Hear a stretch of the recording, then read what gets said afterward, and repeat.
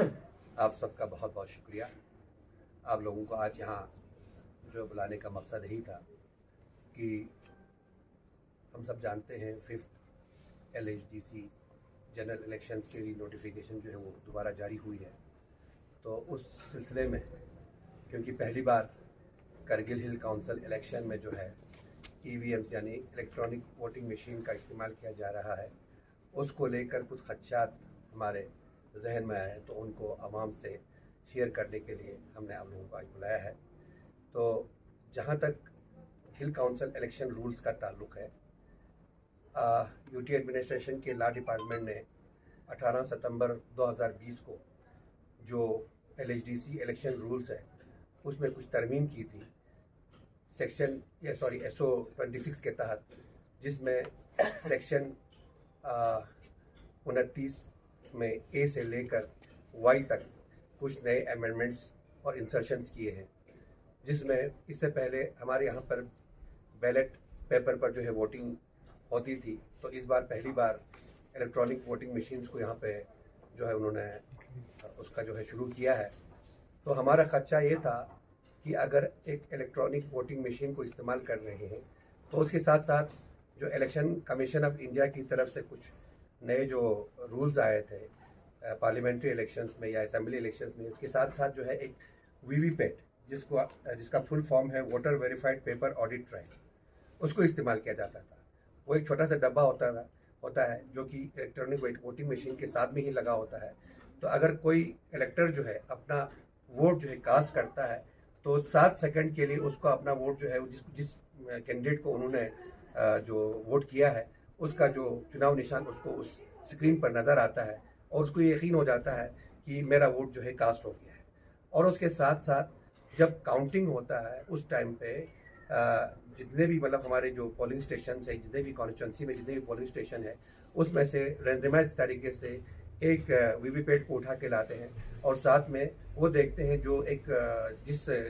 Polling station का VVPAT उठा के लाया है उसके जो पेपर कट्स में जो उसमें जो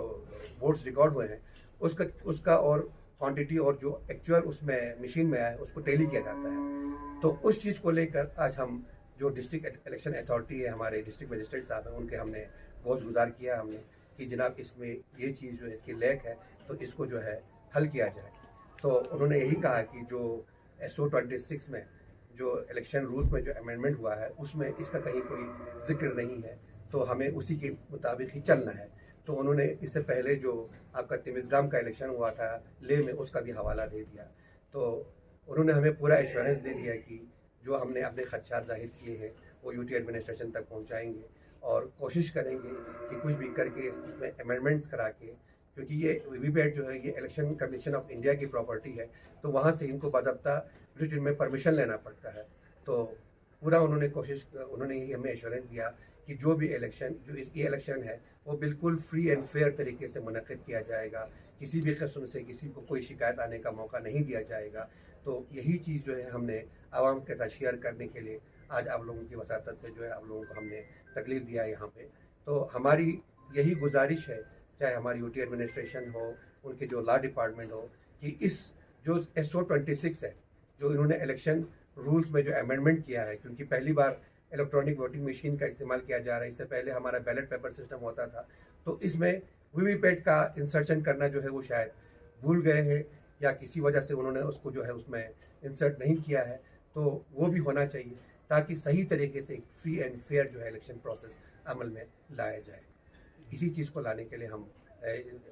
बोलने के लिए आज हम DC साहब के पास गए हैं। हम DC साहब के मशहूर हैं कि हर वक्त उन्होंने जो है हमेशा जो है कोई भी हमारे ऐसे इश्यूज निकलते हैं, हमारे कोई ऐसे कंसर्न निकलते हैं, हमेशा जो है उन्होंने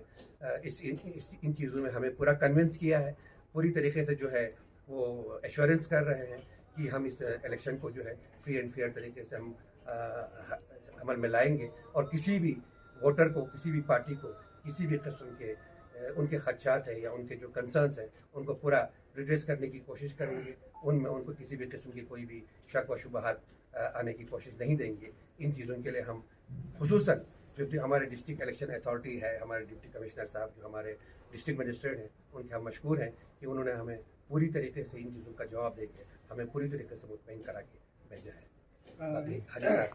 ने तफसील हम आप लोगों के सामने रखी कि आज हम डिस्ट्रिक्ट इलेक्शन ऑफिसर हमारे डिस्ट्रिक्ट मजिस्ट्रेट साहब के पास हम अपने और अपने आवाम के कुछ खदशात को लेके उनके सामने गए। हम डीसी साहब का मशकूर है कि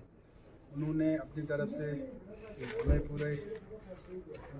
तरह से जो है तसल्ली करा के हमें भेजा है, और हम उम्मीद भी करते हैं कि डीसी साहब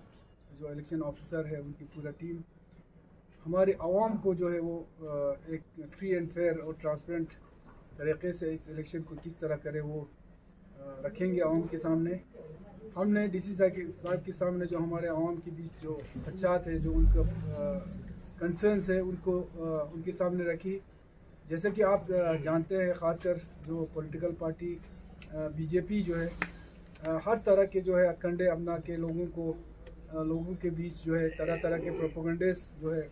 वो लोगों में फैला रहे हैं। उसमें से एक है जैसे कि वो जो हमारे नॉमिनेशंस के बारे में लोगों को बेवकूफ़ बना रहे हैं, लोगों को ये बता रहे हैं कि हम नॉमिनेशन जो है 4 नॉमिनेशन है, हम 6 भी ला सकते हैं, 8 भी ला सकते हैं। और ये जो बेवकूफ़ बनाया जा रहा है, मेरे ख़्याल से ये जो समझते हैं, ख़ासकर लेह में बैठे जो इनके जो टीम है वो समझते हैं करगिल वाला बेवकूफ़ है। और एक तो बेवकूफ़ है, दूसरा वो लोग समझते भी है और बोलते भी है कि यार करगिल वालों को तो कुछ पैसों में हम ख़रीद लेंगे, लेकिन उनको ये पता नहीं है कि करगिल का जो आवाम है वो गयूर आवाम है, गैरतमंद आवाम है। अपने कौम और अपना मुस्तक़बिल के लिए जब पे आता है तो ये इन चीज़ों पे नहीं जाती है। जहाँ तक ये नॉमिनेशन का मसला है,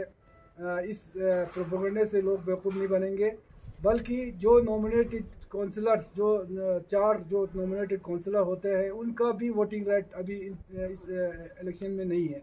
ये मैं आपको क्लियर बता दूं। कल को अगर काउंसिल बनते हैं, काउंसिल में जब चेयरमैन के लिए इलेक्शन होता है तो ये 4 नॉमिनेशन है, इनको भी वोटिंग देने का हक वहाँ पे नहीं होगा। नंबर 1। नंबर 2, जिस तरह से बीजेपी के कुछ लीडर्स हर अपने अपने कॉन्स्टिट्यूंसीज में लोगों को नौकरी बांटने में लगे हैं, नौकरी बांटते फिरते हैं। आज यूटी बने 4 साल हुए, हमारे बेचारे बच्चे, हमारे नौजवान, पढ़े लिखे नौजवान दरबदर है, उनको तो नौकरी नहीं मिल रहा है। आज जो है इलेक्शन आया तो ये लोग नौकरी बांट रहे हैं, फिर रहे हैं। तो ये सारे चीज़ें हैं, बहुत सारे खदशात हैं। ये सारे चीज़ें हमने इलेक्शन ऑफिसर के सामने रखी है। और दूसरा ईवीएम के बारे में नासिर साहब ने आप लोगों के सामने तफसील से रखा। ओवरऑल जो हमारा यही था कि ये इलेक्शन एक फ्री एंड फेयर इलेक्शन हो, ट्रांसपेरेंसी हो इस इलेक्शन में। और जिस तरह से यकीन दहानी और श्योरिटी हमें डीसी साहब ने हमें दी, हमें डीसी साहब पर, इलेक्शन ऑफिसर पर हमें पूरी तरह एतमाद है और यकीन है कि ये जो इलेक्शन है ये एक फ्री एंड फेयर ट्रांसपेरेंसी के साथ ये इलेक्शन और अमन और शांति के साथ। और अपील भी करता हूँ मैं अपने तरफ से, हमारे पूरे कमेटी की तरफ से करगिल के आवाम से कि अमन शांति को बरकरार रखते हुए अपना जो एक राइट जो है, एक वोट का हक है जो है, वो इसको ज़रूर उस दिन इस्तेमाल करें और इस्तेमाल करके अपने पसंदीदा जो नुमाइंदे को चुन के आप भेजें, क्योंकि यही एक जमहूरियत निज़ाम का एक स्तून है कि यहीं से इसका एक बुनियाद है। तो मेरा अपील है कि अमन, शांति और ट्रांसपेरेंसी के साथ ये इलेक्शन ख़त्म हो, यही हम लोग चाहते हैं। इंशाल्लाह हमें उम्मीद है। बाकी रहा हमारा कोalition, बार बार हमने कहा है ये जो इसको री-नोटिफिकेशन आया है, और इंशाल्लाह नेशनल कॉन्फ्रेंस के भी जितने भी कैंडिडेट हैं, हम अपने मैंडेट पे, अपने सिंबल पे लड़ने जा रहे हैं। तो प्योरली ये आप नेशनल कॉन्फ्रेंस और आईएनसी का जो कोalition जो है, अपने अपने पार्टी के सिंबल पे दोनों लड़ के एक मजबूत काउंसिल जो है हम इस डिस्ट्रिक्ट को देने की हम कोशिश करेंगे।